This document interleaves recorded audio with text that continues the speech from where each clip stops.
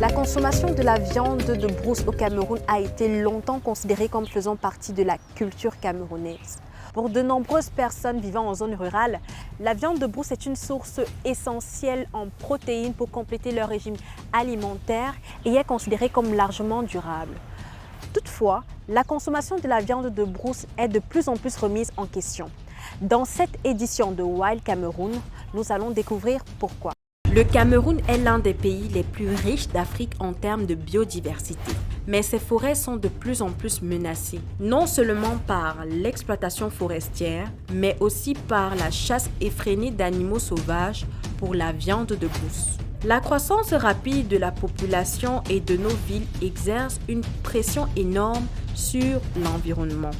Plutôt que de prélever les animaux dans la forêt ou par consommation locale, le trafic de viande de brousse s'est transformé en une activité commerciale. Les règles et réglementations destinées à réguler ce commerce sont largement ignorées et certains animaux sont aujourd'hui chassés jusqu'à l'extinction. Dans le bassin du Congo uniquement, on estime que la consommation de viande de brousse pourrait atteindre 11,8 millions de tonnes par an, ce qui dépasserait la production européenne de viande bovine. Des centaines de tonnes de viande de brousse africaine sont également acheminées vers l'Europe et les États-Unis chaque année. Le commerce de viande de brousse touche plus de 500 espèces sauvages en Afrique, mais il est particulièrement préjudiciable aux espèces vulnérables telles que les grands singes, les pangolins, les lamantins, les lions, les éléphants et de nombreux autres animaux sauvages. La vieille habitude de manger de la viande de brousse, ancrée dans de nombreuses cultures africaines, est sans doute devenue destructrice à mesure que nos forêts se vident. Présentons nos invités pour la discussion d'aujourd'hui. À ma droite, nous avons M. Ta Eric Kaba, qui est membre du groupe d'action contre la viande de brousse en Afrique centrale, également connu sous le nom de Kabak. Il est par ailleurs membre d'organisations de la société civile engagée dans la lutte contre la criminalité faunique au Cameroun et en Afrique centrale. Bienvenue, monsieur. Merci. Monsieur Lionel Messi est un consommateur de viande de brousse dans la ville de Yaoundé. Soyez le bienvenu, monsieur Messi, sur notre plateau. Monsieur Ta, la consommation de la viande de brousse est-elle devenue un problème au Cameroun? Et si oui, pourquoi? Bon, je ne disais pas que c'est la consommation de la viande de brousse qui est le problème. Ce qui pose véritablement problème, c'est la commercialisation de ces viandes de brousse. Puisque quand on parle de consommation, on voit la consommation rurale contre la consommation urbaine. Donc avec nos populations urbaines que nous avons aujourd'hui, consommer de la viande de brousse me paraît, d'une manière continuelle, me paraît impossible parce qu'on ne peut pas soutenir la demande de la viande de brousse dans nos vies. Donc le véritable problème, c'est la consommation urbaine qui pose le problème, pas la consommation rurale. Selon une étude de l'ONG CIFOR, les taux d'extraction de viande de brousse dans les bassins du Congo est 6 fois supérieur au taux durable pouvant maintenir les populations animales. Monsieur Ta, quel impact, selon vous, est de la consommation de la viande de brousse sur la faune et sur notre environnement? C'est un véritable problème. Il faut d'abord commencer à regarder sous les espèces. C'est-à-dire, le prélèvement de ces espèces n'est pas fait d'une manière optimum, d'une manière régulée. Ce qui fait que jusqu'aujourd'hui, on ne sait pas comment on prélève, qu'est-ce qu'il faut faire pour être dans les normes. Les espèces sont en train d'être décimées. On parle de la disparition des espèces et on parle aussi des zoonoses, de la transmission des maladies zoonotiques, ce qui pose énormément de problèmes suite à ce qu'on a vu avec la Covid-19. On parle aussi de la biodiversité, prélevée d'une manière intempestive mène à la perte de la biodiversité. Vous venez à présent d'énumérer les différentes espèces consommées dans la viande de brousse. Quelles sont les espèces les plus menacées pour la consommation de cette viande? Quand vous entrez dans nos marchés aujourd'hui, ce que vous voyez étalé à même le sol, vous voyez surtout les primates. Vous voyez, il y a beaucoup de petits primates, des petits singes, il y en a beaucoup, énormément dans nos marchés. Nous avons surtout le porc épic, les animaux ongulés, c'est-à-dire les antilopes. C'est des animaux qui constituent la plupart du temps les animaux que les citoyens camerounais consomment beaucoup. Et au-delà de ça, il y a des fois on trouve des grands mammifères comme les buffles, les éléphants, mais ce n'est pas tout le temps ce qu'on trouve dans nos marchés. On trouve aussi les ruminants, on trouve les rongeurs, surtout les petits rongeurs, ce qui n'est pas un problème aussi grave de consommer des rongeurs. Il y a beaucoup d'espèces qu'on consomme ici au Cameroun, et ce qui fait que parmi toutes ces espèces, il y a des espèces protégées, il y a des espèces qui ne sont pas aussi protégées que les uns et les autres. Justement, vous emboîtez le pas sur la prochaine question qui est celle de savoir concernant les pièges de forêt. On sait très bien que les pièges de forêt ont pour habitude de piéger peu importe les espèces. Ils attrapent souvent même des animaux en voie de disparition. Est-ce un problème selon vous au Cameroun? Il faut se dire que piéger les animaux, c'est des méthodes traditionnelles pour s'offrir des gibiers. Le principal problème avec les pièges, hein, c'est que ça tue d'une manière générale, c'est-à-dire que ça ne choisit pas des gens des animaux à tuer. C'est-à-dire, les animaux qui sont classés dans la classe A peuvent tomber dans les pièges et ça leur pose problème puisque peut-être l'individu qui a mis ces pièges-là n'avait pas pour l'ambition de tuer des animaux de la classe A, mais compte tenu du fait que ces pièges-là ne peuvent pas distinguer entre les animaux de la classe A et les animaux de la classe B, ça pose énormément de problèmes. En plus, les pièges sont faits en sorte que si le chasseur ou bien le braconnier, ça dépend, peut ne pas voir les animaux, donc ils peuvent tuer des animaux sans en consommer, c'est-à-dire s'il a beaucoup de pièges, il n'a pas fait le tour de ces pièges, il peut arriver là où les animaux commencent à pourrir, donc c'est une perte. Donc voilà le problème avec les pièges. Donc aujourd'hui, il va falloir réfléchir par rapport à toutes ces questions, puisque tuer les animaux d'une manière indiscriminée comme ça, là, d'une manière générale, ça pose énormément de problèmes. Selon une enquête menée par WWF en 2014, environ 22 tonnes d'animaux sauvages ont été vendus cette année-là dans la seule ville de Yaoundé. Il est évident que les habitants de la zone rurale dépendent de la viande de brousse pour leurs protéines, mais les populations urbaines disposent d'une multitude de sources alternatives de protéines.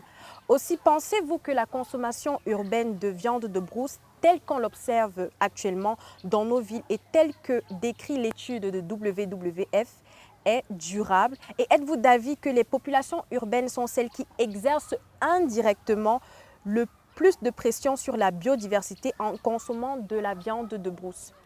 Si vous prenez seulement la ville de Douala et de Yaoundé, on compte plus de 5 millions d'habitants. 5 millions de personnes dans ces deux grandes métropoles. Ça veut dire que si tout un chacun essaye de manger la viande de brousse, nous constatons le dégât tout de suite. D'aucuns disent que non, il faut laisser consommer la viande de brousse. Bien sûr, nous connaissons les solutions par rapport à la sécurité alimentaire en ce qui concerne la viande de brousse dans les milieux ruraux. Mais toujours est-il que dans l'espace urbain, c'est des gens qui en ont un certain niveau, qui ont des ressources pour pouvoir souffrir beaucoup d'autres viandes, des alternatives qui est passable. Mais toujours est-il que c'est des gens qui, on trouve dans les milieux urbains, on trouve des gens qui peuvent aussi consommer des animaux, de la viande de brousse qui coûte un peu plus cher, comme de la viande de gorille, chimpanzé, ainsi de suite. Le véritable problème de la viande de brousse en Afrique aujourd'hui, c'est un problème du commerce. C'est la commercialisation de la viande de brousse qui pose problème. Vous savez, un vendeur de viande de brousse peut vendre même 1 tonne de viande de brousse chaque jour, pourvu qu'il peut faire de l'argent, énormément de l'argent, l'avidité. C'est de ça qu'il s'agit. Véritablement, le problème de la viande de brousse, il faut regarder la consommation urbaine, puisque c'est ça qui crée ce problème. Si on arrive à éduquer, à sensibiliser la population urbaine, qui prennent en connaissance la nécessité de de regarder de près les consommations de la viande de brousse, je vous assure que une partie de la solution serait déjà trouvée. Dans la loi phonique de 1994 qui régit le secteur viande de brousse, le mot viande de brousse n'existe pas dans ces lois-là. Il n'y a aucun mot qui dise viande de brousse. Cela veut dire que quoi? Ici au pays, les animaux sont classés dans 3 catégories, c'est-à-dire classe A, classe B, classe C. Classe A, c'est les animaux intégralement protégés. Classe B, c'est les animaux partiellement protégés. Et classe C, c'est les autres. Cela veut dire que quoi? Il y a certains animaux qui se trouvent dans la classe qui sont intégralement protégés et ne devaient en aucun cas faire l'objet de la chasse. C'est ces animaux-là qui sont en voie d'extinction. Donc, le législateur a cru bon de vouloir le protéger.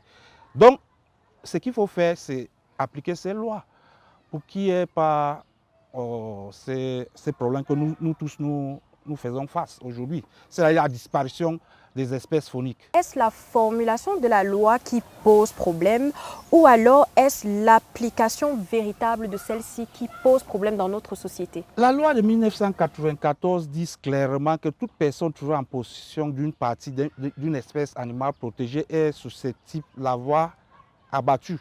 Et la loi enchaîne en disant que cette personne est passible d'une peine d'emprisonnement allant de 1 à 3 ans où une amende peut atteindre 10 millions de francs. La loi est claire.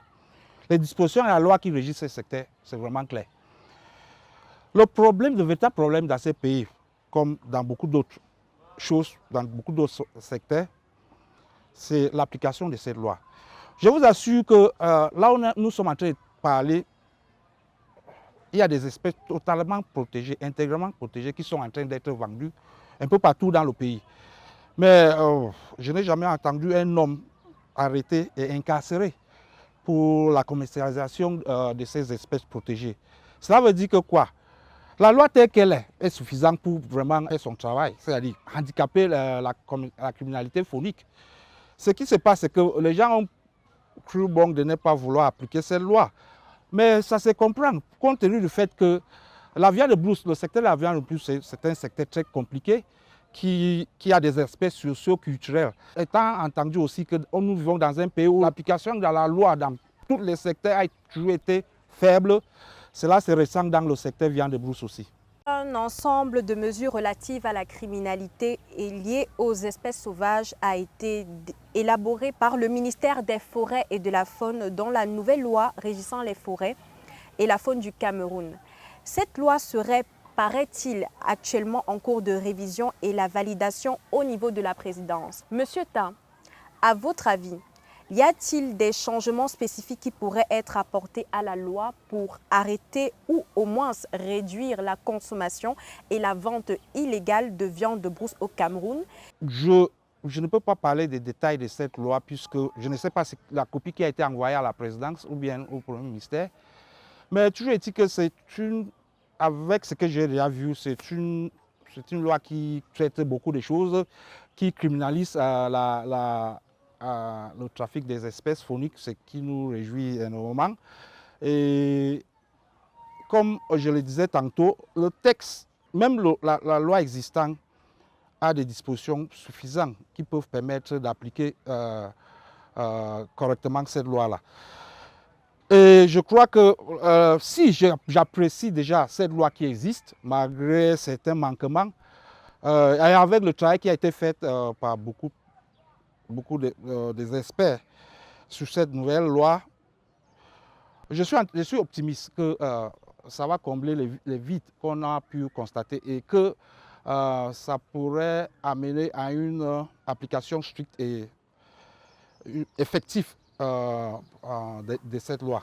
L'ONG Wild Aid a mené une enquête dans 5 villes du Cameroun pour connaître la consommation de viande de brousse dans le pays. Elle a constaté que 34% de personnes mangent de la viande de brousse une fois par mois ou plus souvent et que seuls 8% de citadins déclarent ne jamais en manger. En collaboration avec l'ONG camerounaise Kabak, Wild Aid a également interrogé les consommateurs de viande de brousse et leur a demandé quelle espèce de viande de brousse ils avaient consommé au cours de l'année en cours. Le porc épic arrive en tête de liste, suivi du pangolin, une espèce entièrement protégée qui ne peut être chassée, capturée ou commercialisée, et d'autres espèces protégées au statut similaire comme le gorille, le chimpanzé et l'éléphant. Nous avons également parlé des personnes dans les rues de Yaoundé, Douala, Batouri et Deya, et nous leur avons demandé si elles consommaient de la viande de brousse. Pourquoi ou pourquoi pas, et ce que cela signifierait pour elles.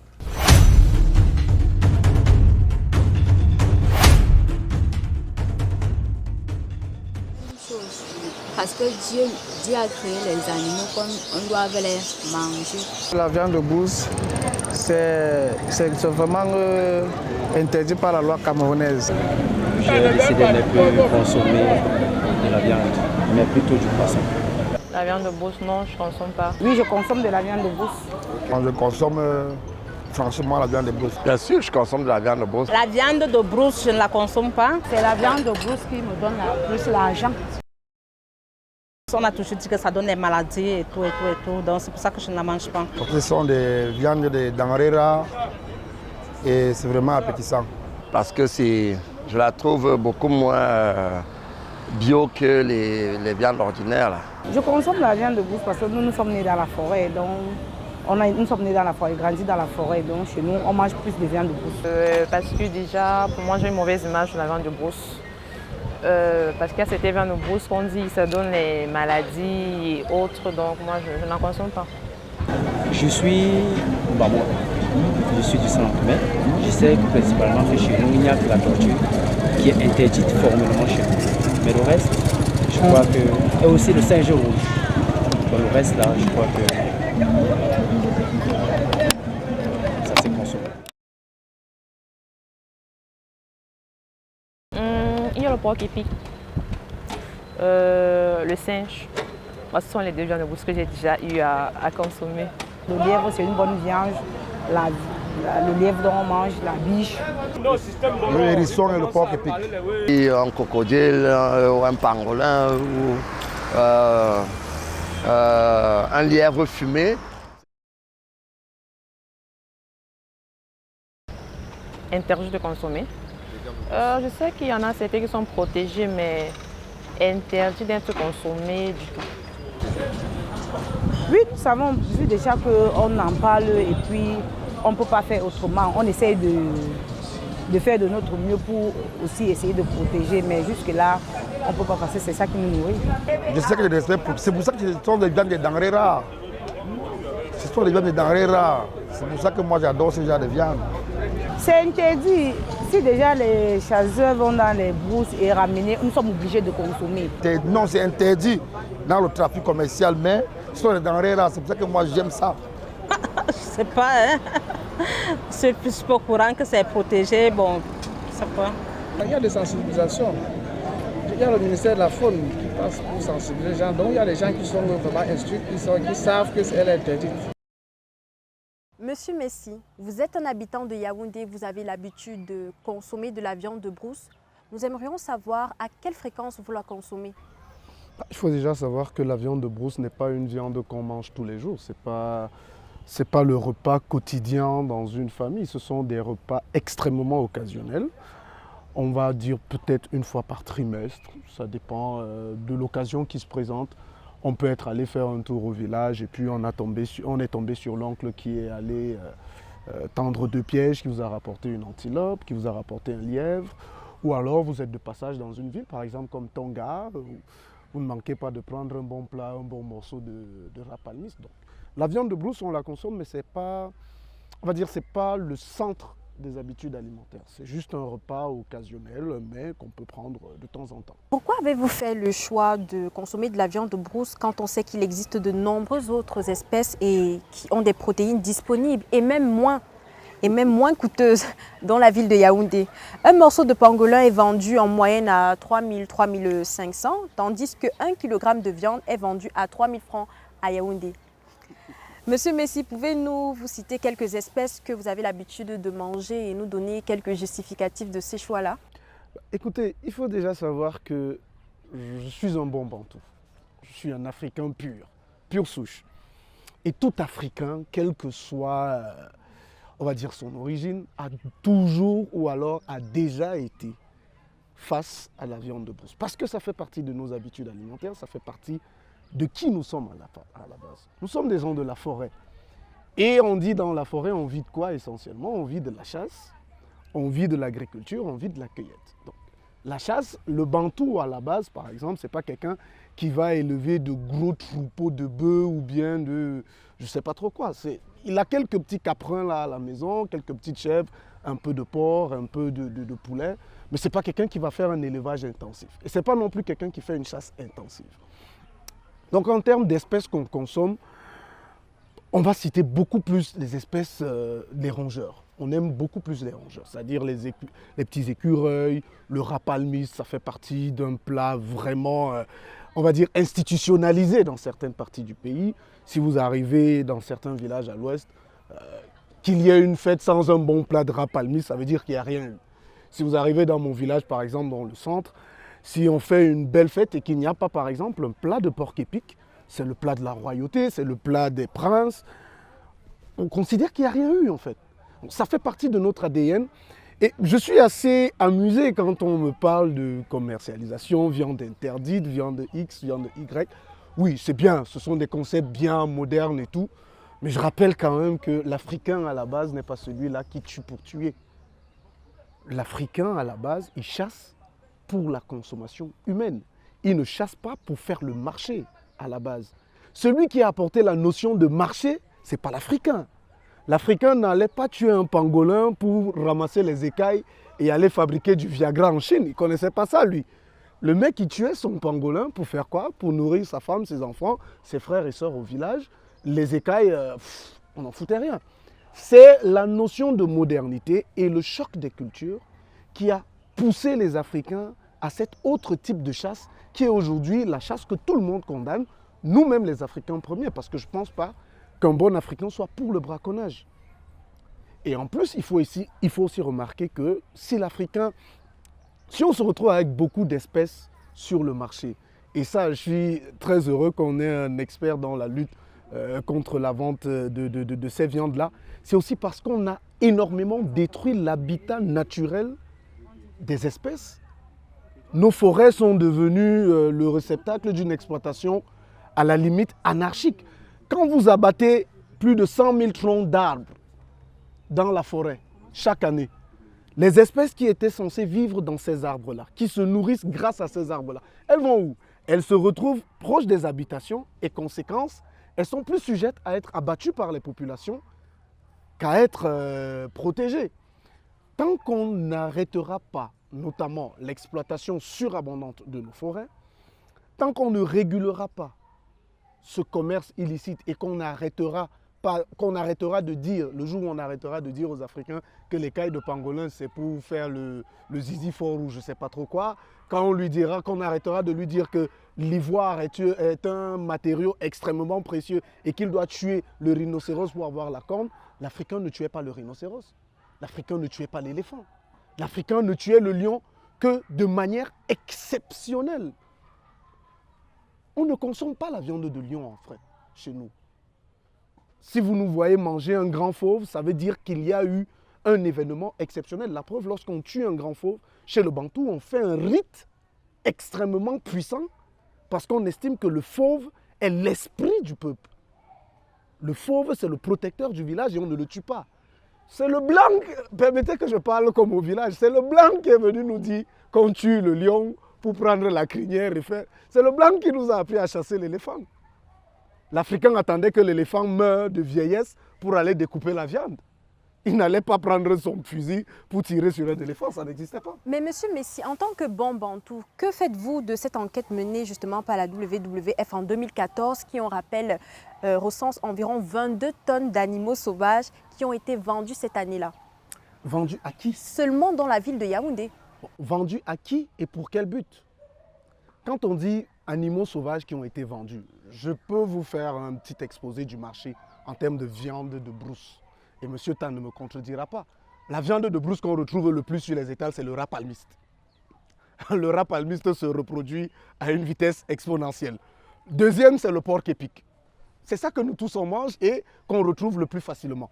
Rarement vous allez trouver dans nos étals, je ne sais pas quoi, 5 tonnes de gorilles. Non, le gorille, on ne le tue pas tous les jours. Et puis, de plus en plus rarement même. Les petits singes comme les capucins et autres, oui, on en tue. Parce que quand vous avez des singes qui viennent vous détruire toute une bananeraie, vous n'allez pas le laisser s'amuser avec votre plantation de bananes non plus. La viande qu'on consomme, la viande de brousse qu'on consomme au Cameroun et même dans nos forêts, ce n'est pas de la viande protégée. La viande protégée qui est vendue et qui est, on va dire, qui fait l'objet de débats, c'est la viande vendue plus à l'exportation qu'au marché intérieur. Vous ne verrez rare, je ne sais pas si on va trouver 5 kilos d'éléphants ou si on trouvera 5 éléphants qui ont été tués pour la consommation au Cameroun. Non. En 2012, lorsqu'on s'est plaint de l'abattage de plus de 100 éléphants dans le parc national de Boubanjida, ce n'était pas pour la consommation locale. Non, ce n'était pas pour la nourriture parce qu'un seul éléphant suffit à nourrir, je ne sais pas trop quoi, une ville comme à Bombang pendant au moins 2 semaines. Parce qu'un éléphant, c'est 400 kilos de viande, même si vous le distribuez à 1000 familles, ça prendra du temps. Allant dans ce sens, le deuxième animal sauvage le plus consommé, notamment à Yaoundé et même au Cameroun, se trouve être le pangolin. En tant que personne dans la modernité également, citoyen qui vit de la modernité bien qu'étant un bon bantou, étiez-vous au courant que les animaux comme le pangolin, le gorille, les chimpanzés et les éléphants étaient entièrement protégés selon la loi faunique et ne pouvaient en conséquence être ni chassés, ni vendus ou encore moins consommés? Je pense qu'il y a suffisamment d'informations qui circulent autour des espèces protégées. C'est pour ça que je le redis encore, vous verrez rarement sur les étals au Cameroun de la viande d'éléphant ou par exemple la viande de gorille. C'est très rare d'avoir vraiment le gorille lui-même sur une table au Cameroun. Vous aurez des petits singes. En ce qui concerne le pangolin, vraiment, d'accord, c'est une viande protégée. Oui, il n'y a pas de problème. Oui, on nous a dit que ça donnait le coronavirus. D'accord, ok, on accepte, c'est bon. Mais le pangolin fait partie de nos habitudes alimentaires.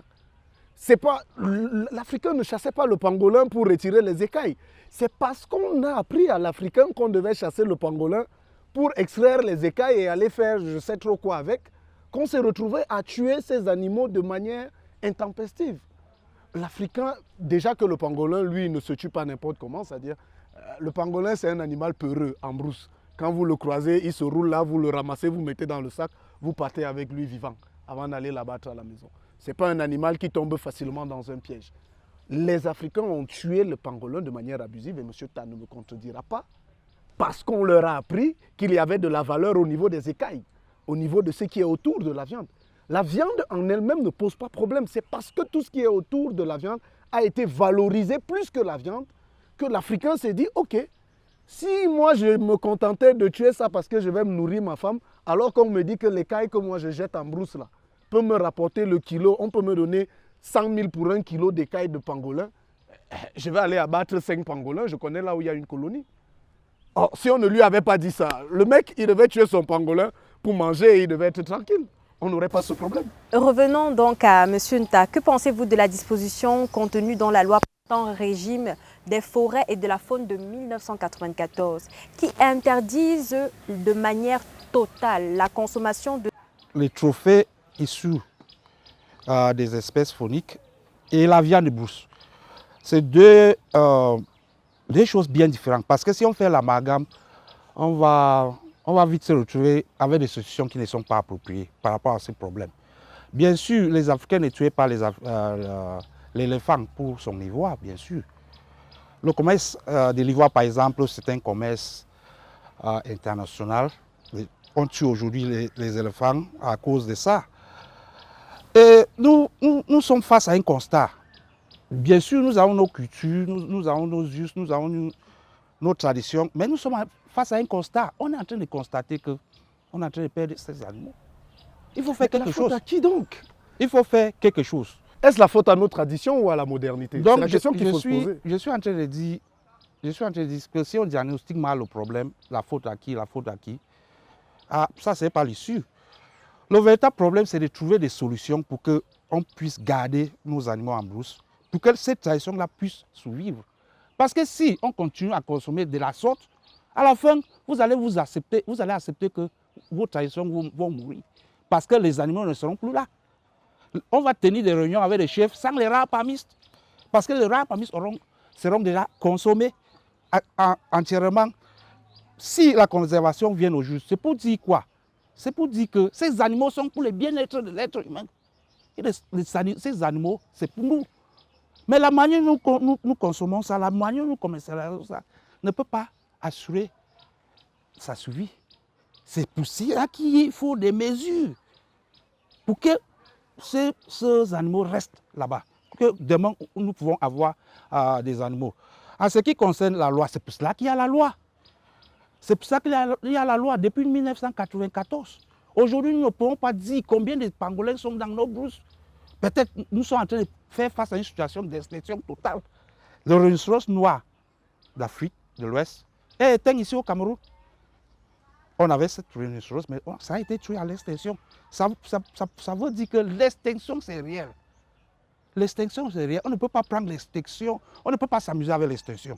Oui, nos traditions, nous avons des traditions qui demandaient qu'on tuait communément appelé un chinda, pour enterrer le chef. Mais nous n'avons pas continué avec cette tradition. Parce que nous avons constaté qu'il y a des choses qu'il faut regarder de près. Vous ne pouvez pas tuer notre être humain à cause de la tradition. C'est la même chose. La tradition évolue. La tradition n'est pas statique. À un moment donné, il faut faire des petits changements pour que ça s'adapte à la réalité. Donc la loi aujourd'hui qu'on est en train de refaire, on le refait par rapport à cette réalité-là, cette évolution des choses. Parce que vous ne pouvez pas rester sous place, sinon vous aurez des problèmes. Par exemple, vous allez perdre toutes vos espèces. Monsieur Messi, pensez-vous vraiment qu'en tant que Bantou et de tout ce que vous avez énuméré, que c'est réalisable ce que vous proposez comme solution? Je vous ai dit que la solution, elle est très simple. Première solution, basique. Laissez la forêt tranquille pendant 20 ans, vous verrez que nos animaux seront en paix. En tant que bon Bantou, êtes-vous également capable de le faire? L'Africain n'exploite pas la forêt comme l'homme moderne. L'Africain que je suis ne va pas abattre un arbre pour n'importe quoi. L'Africain que je suis attend qu'un arbre soit mort avant de l'abattre pour faire le bois ou pour faire des planches. Monsieur Nta ne me contredira pas. L'Africain ne va pas tuer le pangolin pour les écailles. Allons donc dans ce sens. L'Africain ne tue pas le rhinocéros pour ses cornes. Allons dans ce sens, Monsieur Nta, vous avez énuméré d'une part l'adaptation entre ce qui se faisait avant et ce qui se fait maintenant, la consommation même. Vous semblez attirer notre attention à tous sur la gestion durable. Alors, selon le Vox Pop, on a suivi des avis vraiment divers sur la question de la consommation ou non de la viande de brousse. À cet effet, on aimerait savoir, selon vous, le bien fondé d'une gestion plus durable des ressources fauniques et des dangers liés à la consommation illégale et effrénée, comme l'a évoqué M. Messi, de la viande de brousse, notamment des espèces de classe A, dites vulnérables et en situation critique. J'ai l'habitude de dire que la thématique viande de brousse est très résiliente. C'est très compliqué. Je travaille dans la conservation depuis quelques années aujourd'hui, mais je comprends, quand je vois les habitudes et le comportement de tout un chacun par rapport à la viande de brousse, je me dis que c'est quelque chose de très difficile. Pour changer le mœurs et le comportement des gens vis-à-vis de la viande de brousse, c'est vraiment difficile. Il n'y a pas de solution magique. Il y a beaucoup de réunions qui ont été tenues, des ateliers, ici et cela. On a réfléchi beaucoup par rapport au comportement des Africains par rapport à la viande de brousse. C'est quelque chose de très compliqué. Très compliqué, pourquoi? Parce que directement, ça veut dire que les gens doivent changer leur comportement par rapport à quelque chose. Par rapport à quelque chose qu'ils ont été habitués à manger, par exemple, la viande de brousse de génération en génération. Donc, on les demande aujourd'hui de faire des petites modifications pour que nous puissions avoir nos animaux dans les forêts, mais il y a cette résistance. Cela veut dire que quoi? Mais allons dans ce sens. Je suis très d'accord avec vous que sensibiliser les populations à la consommation de la viande de brousse, si elle est prise de manière globale. On a noté les différentes espèces qui sont consommées, mais de manière particulière, pensez-vous qu'il soit possible de particulièrement segmenter pour un début, pour encourager le mouvement de groupe? Pensez-vous qu'il est possible d'amener les gens à réduire, à arrêter même la consommation particulièrement, ou bien pour commencer du pangolin? Le pangolin, par exemple, espèce protégée. Bien sûr, bien sûr. le changement de comportement peut être fait. Il ne faut pas négliger le rôle de la sensibilisation. Moi, je suis tout à fait d'accord, puisque la sensibilisation doit être faite d'une manière continuelle. C'est-à-dire, on ne sensibilise pas aujourd'hui, on laisse le lendemain. Pour pouvoir faire changer les gens, il va falloir qu'on continue la sensibilisation. Par exemple, le changement de comportement par rapport à la VIH, SIDA, puisqu'il a fallu du temps pour que les gens puissent apprendre à changer ses comportements sexuels. C'est possible. C'est quelque chose de très possible qui peut être fait dans le secteur conservation. Donc, il faut continuer avec la sensibilisation. Deuxièmement, si vous continuez à sensibiliser sans prendre des actions, vous n'allez pas réussir. Parce que s'il y a une loi qui n'est pas appliquée, ça veut dire que cette loi, ce n'est qu'un conseil. C'est un bon conseil, tu dis il faut faire ceci, il ne faut pas faire cela, il faut faire ceci. Or, si on a fait la loi parce qu'on a vu qu'il y a un problème, on veut corriger quelque chose qui ne va pas. Il va falloir que nous commencions à réfléchir. Comment faire avec le secteur viande de brousse pour appliquer la loi? La loi est déjà appliquée au niveau des trophées, écailles de pangolin, ivoire. Maintenant, il faut ramener ça dans l'application de la loi dans le secteur viande de brousse. Ce qui est sûr, il y a beaucoup de défis. Il y a beaucoup de défis à relever puisque c'est un problème culturel traditionnel. C'est très difficile d'appliquer la loi dans ces cas-là. Mais il faut qu'on arrive là-bas. Il faut bien réguler le secteur pour que ça soit durable. Pour que la consommation de la viande soit durable, il va falloir réguler le secteur. Mais parlons également de l'impact sur le plan pratique des pièges, par exemple, qui ne font pas la différence entre les différentes espèces menacées. Comment pouvons-nous, de manière, ou alors c'est votre avis que nous souhaitons avoir, comment pouvons-nous réduire l'impact de ces pièges-là sur le plan pratique pour limiter la consommation des espèces protégées? Il faut se dire que les braconniers qu'on a aujourd'hui dans nos forêts, ils sont très intéressés par l'argent. Quand ils ils attrapent les animaux, ils viennent dans le vie. C'est comme ça que les bails Amsel sont derrière eux pour ramasser ces viandes qui se vendent à prix cher. Donc pour pouvoir dire à ces personnes-là qui ont de la réussite avec les pièges de changer un certain nombre de choses, ça sera difficile. Toujours est-il qu'il faut même commencer à regarder les pièges. Si, par exemple, dans la conservation, il y a beaucoup de secteurs. Si, par exemple, on commence à réfléchir à des pièges intelligents, ça peut prendre du temps. Peut-être réfléchir à proposer à certains qui le font d'une manière plus ou moins légale, à leur proposer des solutions. Il faut réfléchir aux solutions, puisqu'ils ne vont pas changer tant qu'il n'y a pas de solutions qui peuvent remplacer ce qu'ils font. Donc il faut qu'aujourd'hui, nous commençons à regarder de près ce que nous pouvons proposer dans la communauté rurale. Même s'il est vrai que ce qui me concerne, c'est beaucoup plus le facteur agent, c'est-à-dire des centres urbains, qui motive ces personnes à continuer à faire ce qu'ils font. Si la consommation était que rurale, c'est qu'on n'est pas ici pour en parler. Compte tenu de l'impact que la disparition de certaines espèces protégées pourrait avoir pour l'environnement dans lequel vivent ces populations-là, vous pensez que qui bénéficie vraiment de ce commerce? Le problème viande de brousse, c'est qu'il y a la consommation urbaine, il y a les trafiquants qui font ces trafics, qui gagnent beaucoup d'argent. Avec ces deux combinaisons, on est dans une situation où on ne peut rien voir comme solution. C'est-à-dire qu'il faut casser ces dynamiques. Parce que ce sont eux qui profitent. Ceux qui ont la capacité de manger peut-être du poulet, du bœuf, ce sont eux qui s'achètent parce que la viande de brousse coûte plus cher. Juste pour éclairer, hein, qui profite exactement? Oui, mais c'est la population urbaine et les trafiquants. Donc le mélange des deux, oui, trafiquants et population urbaine. Monsieur Messi, vous êtes du même avis qu'il s'agit d'un mélange entre les deux ou vous pensez que la faute revient à une seule personne en particulier? Je pense que la faute, c'est beaucoup plus aux trafiquants. Hein. C'est-à-dire, ce n'est pas la population urbaine qui va en brousse pour tuer les animaux. C'est vrai qu'il y a certains qui passent des commandes spéciales, mais vous ne verrez jamais quelqu'un passer la commande, par exemple, d'un gorille. Non, il va vous passer la commande peut-être d'un varan, il va vous passer la commande d'une vipère, il va vous passer la commande d'un rapalmiste.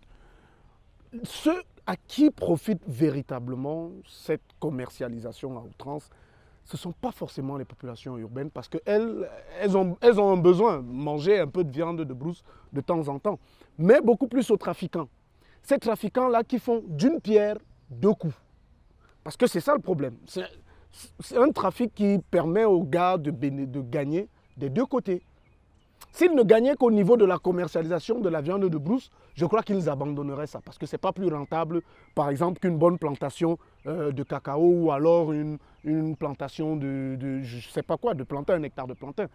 Parce que, je vous prends un exemple pratique, pour faire tuer une antilope à un chasseur, vous lui donnez maximum 5 000 francs. Ça, c'est pour la viande, 5 000 francs. Ça, c'est ce qu'il va gagner. Mais en revanche, le gars qui va tuer un pangolin, il va vous vendre le pangolin, c'est-à-dire la viande sans les écailles, à peut-être 11 000. Et il revendra ces écailles-là à 50 000. Donc lui, il cherche plutôt là où il va gagner des deux côtés. Conséquence, il n'attend pas qu'on lui passe la commande du pangolin. Moi, je vais passer la commande de mon bon lièvre à l'est. On va me demander 5 000 francs. Tandis que le trafiquant, lui, va aller tuer un pangolin pour avoir 100 000 francs. Donc, il faut qu'on essaye de rééduquer les personnes, les populations, en leur disant que, ok, il y a des espèces que vous pouvez consommer parce qu'elles se reproduisent et parce qu'elles ont une population suffisamment équilibrée pour votre alimentation. Ce sont les rats palmistes, ce sont les antilopes, ce sont les lièvres, les petits rongeurs et autres. Maintenant, il y a des animaux qu'on doit protéger. Et cette protection doit être faite des deux côtés. C'est-à-dire à la fois les populations, mais aussi les pouvoirs publics qui doivent pouvoir s'impliquer de manière claire. Ça ne pose pas seulement la problématique de la protection de la faune, c'est la problématique de la protection de la nature en général. Parce que si on protège les animaux mais qu'on détruit leur habitat, on ne les protège pas. Monsieur Ta, vous êtes du même avis que Monsieur Messi? Oui, il a soulevé beaucoup de choses qui sont vraiment importantes et que je suis d'accord. Je n'ai pas voulu généraliser le débat parce que si on voit les causes de la disparition des espèces fauniques dans nos forêts, bien sûr, il y a la nature, les forêts, l'exploitation illégale, ce qui est clair. Il y a aussi l'augmentation de la population qui entre dans les habitats des animaux. C'est tout à fait normal. Il y a beaucoup de causes. Il y a beaucoup de causes pourquoi nos animaux disparaissent. Mais ce qui est clair, c'est que il faut voir de très près. Il a cité l'exemple des autorités, l'implication des autorités, puisque quand il en parle, peut-être, je dirais, ces gorilles, ces viandes de gorilles, ces viandes de chimpanzés qui ne sont pas mangées par les petits peuples, sont mangées ailleurs. Sont mangées par bien plus gros que le petit peuple. C'est des personnes qui sont appelées à faire la politique viande de brousse dans nos pays. Les personnes qui sont appelées à faire la politique, comment les choses se passent dans ces pays, mais s'ils s'engagent à manger la viande de brousse devant tout le monde, manger le gorille, manger le chimpanzé devant tout le monde, mais ça dit ce que ça dit. Il faut faire changer beaucoup de choses. Premièrement, il faut faire la sensibilisation. Il faut essayer de convaincre les citadins dans les grandes métropoles des méfaits. Parce qu'ils ont la possibilité. On insiste, ceux qui sont en vie ont la possibilité de manger autre viande. Ça fait des dizaines des années que beaucoup de gens ont pris ces décisions. Mais ils ne sont pas morts. Tout le monde peut faire ces changements. Étant bantou, on peut faire ces changements. Bon, si on veut continuer à manger la viande rouge, il faut s'assurer qu'on ne mange pas des espèces protégées par la loi. C'est-à-dire les espèces de la classe A, les espèces de la classe B. Même s'il est vrai que presque tout est illégal, hein, puisque les procédures à suivre avant d'obtenir des espèces qui sont dans la classe C, généralement on ne respecte pas. Ce qui tombe dans l'illégalité. Presque tout ce qui est sur le marché est légal. Donc, celui qui mange la viande, il mange dans l'illégalité, selon la loi. Mais toujours est-ce qu'on peut sensibiliser les gens, faites cette différence. Il faut qu'on continue à sensibiliser les gens, faites cette différence et de changer leur comportement par rapport à ces deux espèces, classe A et classe B. Première des choses, il faut que nos politiciens, nos hommes qui sont des stars, prennent les choses en main aussi. Hein, parce que pour pouvoir faire changer les gens, il va falloir qu'il y ait des modèles. Qu'il y ait des modèles que les gens voient, qu'il y ait des modèles qui permettent aux gens de comprendre que ce qu'ils font n'est pas correct. Parce que ce qui est clair, c'est que si nous continuons comme ça, là, c'est clair et net, nous allons assister à la disparition de nos espèces. Il faut aussi appeler à ce qu'on arrête l'hypocrisie et on va dire quoi, je vais appeler ça le discours du politiquement correct. On ne peut pas venir dire en face à la télé qu'on ne doit pas manger de la viande de brousse et être le premier dans votre frigo à avoir une pâte de gorille bien conservée pour la proposer à table à vos invités d'un certain calibre. Non, il faut que, parce que les viandes les plus rares ne sont pas consommées par monsieur Messi ou bien par monsieur Tantampion du quartier, non. Il y a certains mets qui sont réservés. Je peux vous dire qu'une viande, un gorille par exemple, ne s'achète pas à 10 000 francs. Un gorille mort s'achète à peut-être 300 400 000 francs. Et nous n'avons pas de l'argent pour acheter un gorille. Allons dans le sens de ce que vous dites, monsieur Messi. Moi, j'aimerais vous poser la question de savoir, monsieur, êtes-vous hypocrite? Ah non, pas du tout. Ça fait... bon, tout Camerounais, à mon âge, a eu à manger la viande de brousse à un certain moment de sa vie. Avant que je commence à travailler dans la conservation, plus de 20 ans, je mangeais la viande de brousse. Mais après que je suis entré dans la conservation, j'ai constaté le dégât que mes comportements peuvent faire par rapport à la nature. J'avais pris la décision ferme de ne pas manger la viande de brousse. Je ne le touche pas. Et j'ai quand même réussi à convaincre certaines personnes pour ne pas manger la viande de brousse. Et je suis heureux que j'ai quand même réussi à convaincre quelques-uns de personnes. Donc voilà, le changement de comportement est possible. Des différentes propositions donc, que vous avez émises, que ce soit de la gauche et de la droite, il y a eu entre autres la consommation raisonnable des différentes viandes de brousse en tenant compte de leurs spécificités.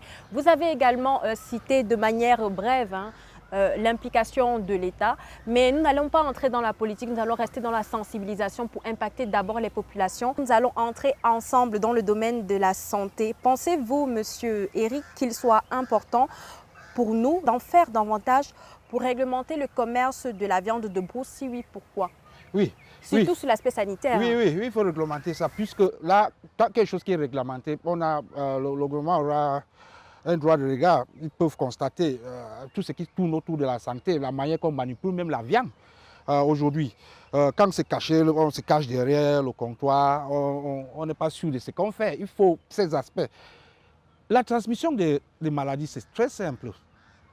Si on manipule les liquides, les fluides, les liquides qui sortent de la viande n'importe comment, on est infecté. Donc il y a des protocoles à observer tout le temps par rapport à la manipulation de la viande. Et on ne peut pas observer ces protocoles sans qu'il y ait une régulation. Il faut que ça soit réglementé pour que les gens puissent comprendre comment manipuler, comment garder. Parce que ce que nous mangeons aujourd'hui avec les asticots un peu partout, on n'est pas sûr de la qualité. Hein, parce que c'est un problème de la santé publique. Parce qu'on peut ignorer ces secteurs, mais ce que ça peut coûter au gouvernement en termes de santé, c'est énorme. On a vu ce qui s'est passé, même si beaucoup de gens ne veulent pas accepter, mais on a vu beaucoup de choses qui s'est passé avec la Covid, que presque tout le monde est à la maison. Et aujourd'hui, beaucoup de ces maladies se transmettent facilement. La manière dont nous manipulons la viande et la nature. Parce que si on voit le taux des zoonoses aujourd'hui dans le monde entier, c'est effrayant. C'est effrayant. On vous dit que l'autre épidémie, ce n'est pas une question de si, c'est une question de quand. Parce que notre interaction avec la nature n'est pas réglementée d'une manière propice. Je pense que chacun d'entre nous, au sorti de cette émission et de la thématique qui n'est tout autre que celle de la viande de brousse, en sortira certainement grandi. Merci beaucoup à tous nos invités pour votre participation et tout ce que vous nous avez donné comme information. N'hésitez pas à poursuivre cette discussion sur la consommation de la viande de brousse via nos différents réseaux sociaux et interagissez avec nous. Pensez-vous que la consommation de la viande de brousse devrait être autorisée ou non contrôlée, ou bien encore que la loi doit être renforcée et appliquée efficacement pour protéger les espèces menacées?